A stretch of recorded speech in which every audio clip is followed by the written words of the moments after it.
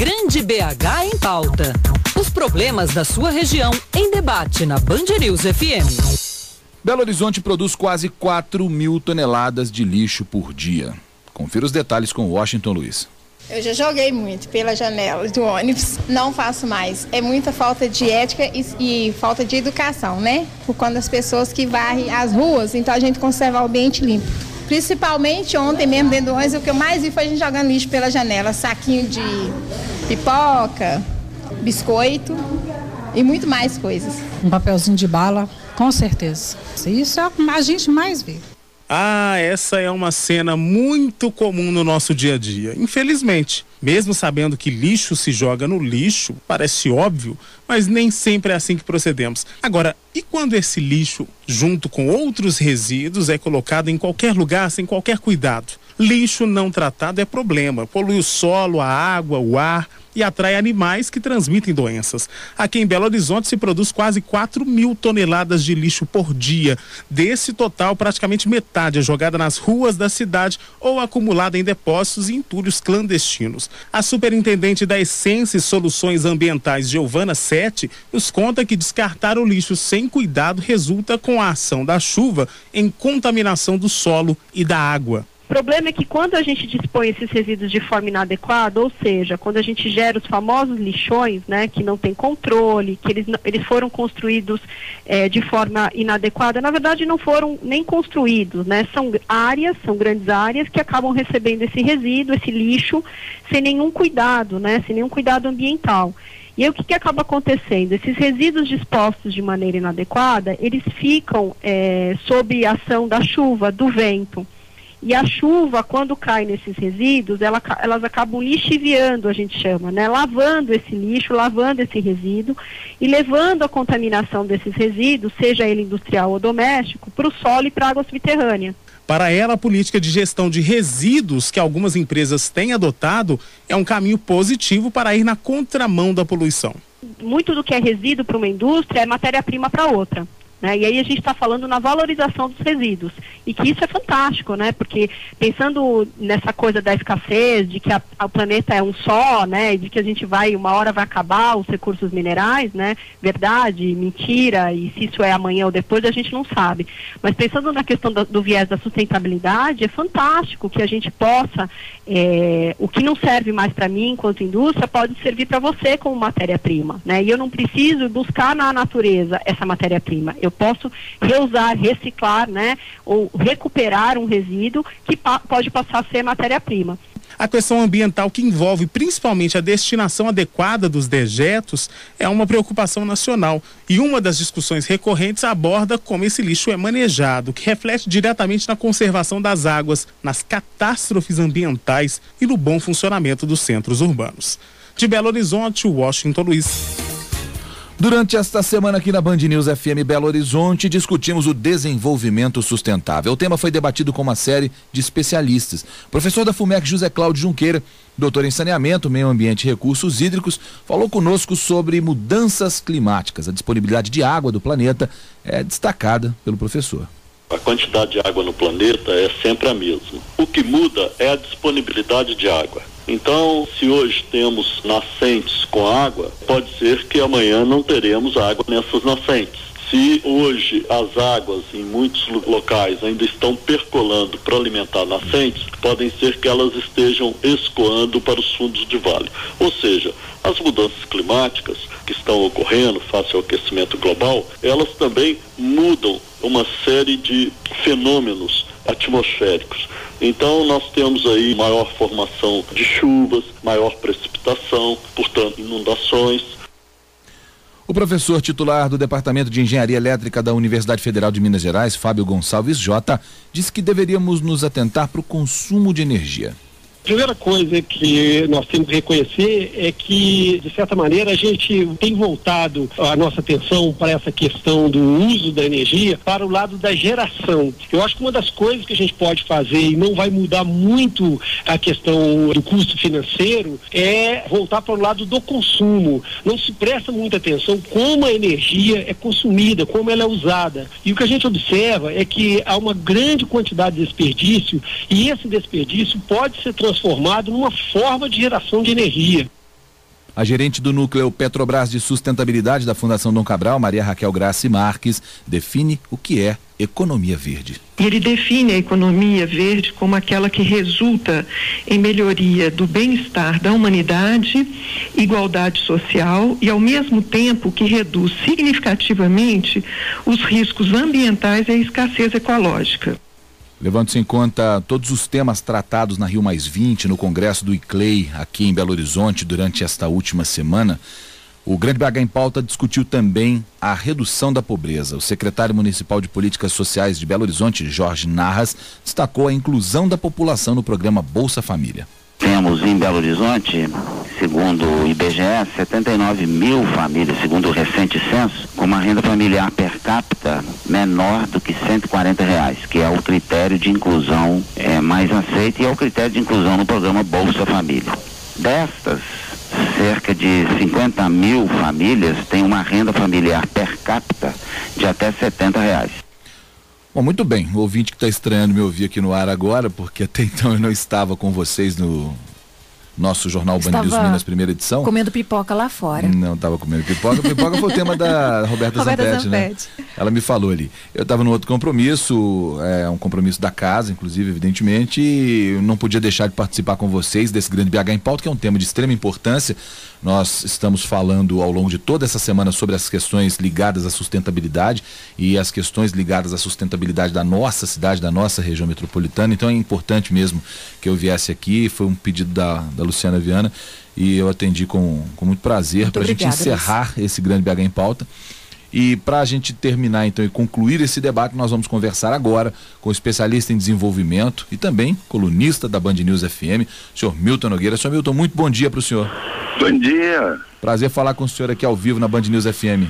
Muito prazer falar daqui do Rio Centro, no Rio de Janeiro. Pois é, eu conversei com o senhor Milton várias vezes ao longo das últimas semanas, e nós combinávamos exatamente as participações que ele teve ao longo dessa semana, direto lá do Rio de Janeiro, na cobertura da Rio+20. Ele acompanhou todos os painéis possíveis lá, todas as discussões e nos cedeu algumas entrevistas, inclusive em rede nacional, e agora falando conosco aqui também, direto da Band News Belo Horizonte. Senhor Milton, qual é a conclusão que o senhor pode tirar de todas as discussões que foram feitas na Rio+20? Uma das grandes críticas que esse encontro recebeu foi o esvaziamento dele, a falta de um interesse maior dos grandes líderes mundiais pelos assuntos que estavam sendo discutidos, por comparecerem nas discussões e principalmente as proposições que foram feitas. O documento final, segundo especialistas, é um documento muito abaixo do que se esperava desse encontro Rio+20. Essa também é a opinião do senhor? Não, em 1992 foi falado a mesma coisa, e apesar disso, 92 trouxe para o mundo a pauta da natureza, pauta do meio ambiente. Aqui também, Rio+20 trouxe importantes temas que eram separadamente tratados, agora são coletivamente tratados. Por exemplo, a pauta social, que aqui é chamado redução da pobreza. Como é que havia na época anterior da ONU? A pauta social era separada da pauta de educação, separada da pauta de economia e de meio ambiente. Cada um cuidava da sua gavetinha. O que a Rio+20 fez foi colecionar mais de 30 convenções anteriores da ONU. Por exemplo, a Convenção da Mulher foi em Beijing em 1995. Trouxe várias convenções para o mesmo debate, dizendo o seguinte: esse ritmo de crescimento da humanidade, do desenvolvimento material da humanidade, não está bom, está produzindo cada vez mais pobres. Então trouxe a pauta social junto com a ambiental, ou seja, exploração de floresta, oceano, rios, solos. Trouxe a pauta econômica, que aqui é chamada de economia verde. Sim. Em outras palavras, como que a humanidade vai sair do vício do petróleo, o vício do carvão mineral, e em favor de uma energia verde.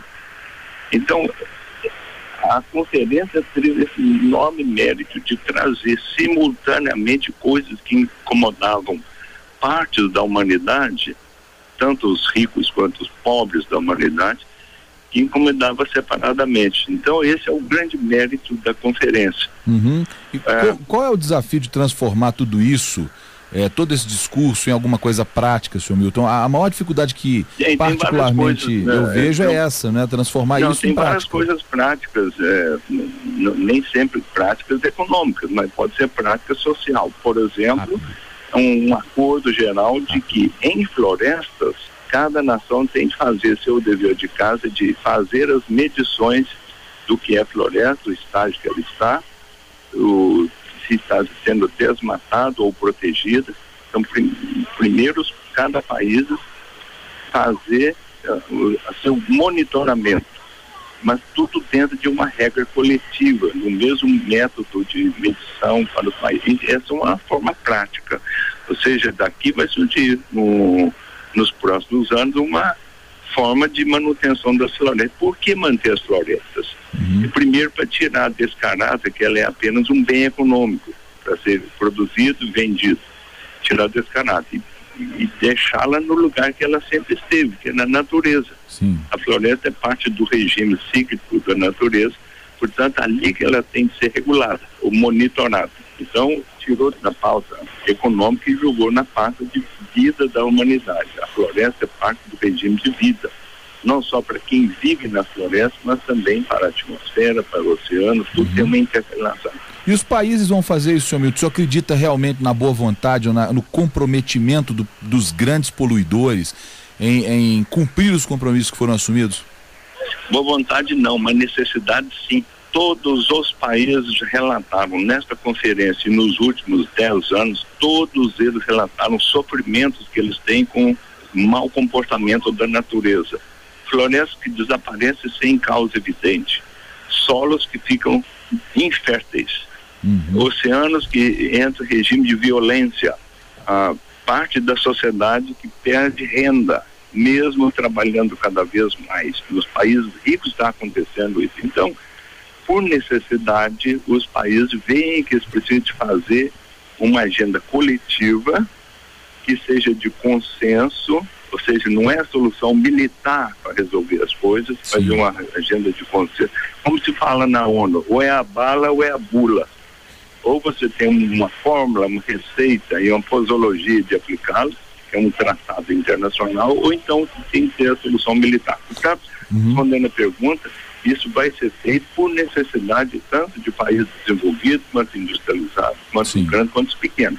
Agora, os países insulares, os países do Caribe, da Ásia, que são ilhas, alguns deles com uma média de altura, alguns metros acima do nível do mar, são os primeiros a sofrerem. Portanto, existe uma agenda política especial para eles. Senhor Milton, como é que o senhor vê até para a gente encerrar, é um tema que eu acho que é extremamente importante, eu acredito que o senhor vai concordar comigo, alguns professores, alguns cientistas, especialistas, que se aproveitam desse momento de discussões, desse momento de concentração das discussões que dizem respeito à sustentabilidade ao meio ambiente, para trazer teorias que já foram batidas, como por exemplo a de que o aquecimento global não é verdade. Como é que o senhor vê isso?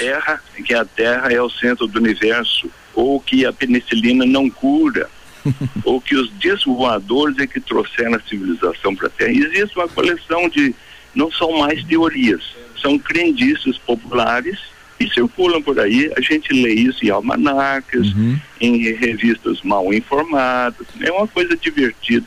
Mas não tem nenhum fundamento de trazer isso para um debate de interesse do futuro da humanidade. Quer dizer, não há fundamento científico na suposição ou no discurso de que o aquecimento da Terra ele é menor do que parece. Ele realmente ocorre e está em curso. Não existe mais. Há 50 anos atrás havia, porque não havia dados suficientes e o fenômeno era pequenino. Hoje em dia não existe mais dúvida.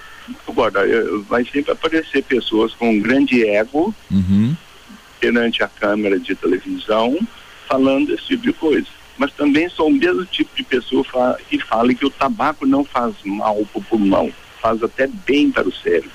É o mesmo tipo de pessoa que diz que a Terra é o centro do universo. Então, veja bem, é um sistema de crença, não é um sistema de dados comprovados, extraídos da experiência científica ou da experiência de medições.